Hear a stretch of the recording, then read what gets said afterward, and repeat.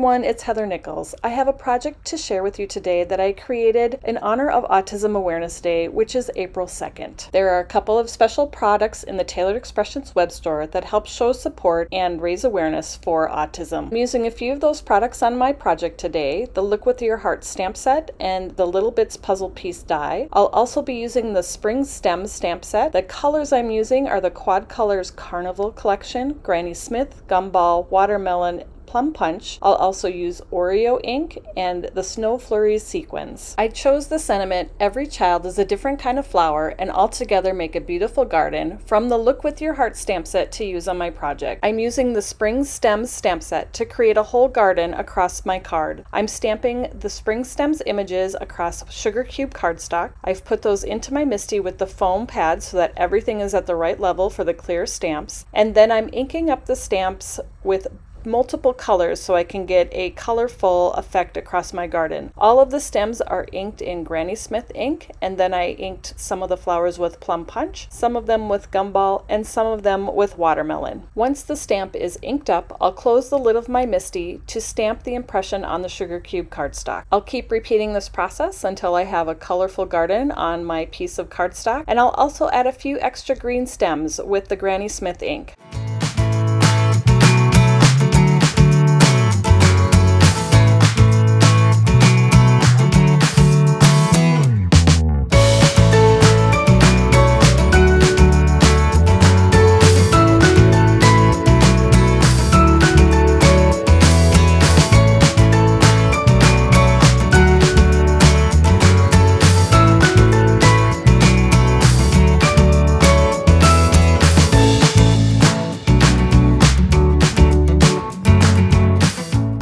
Next, I'll stamp the sentiment on my project using Oreo ink. Because it's red rubber, make sure you take that extra foam pad out from using the clear acrylic stamps. Once you have your stamp where you want it, close the lid of your MISTI to pick up the stamp, ink it up with Oreo ink, and stamp it onto your project. To incorporate the puzzle piece, which is a symbol of autism awareness, I'm cutting it from several spots across my garden.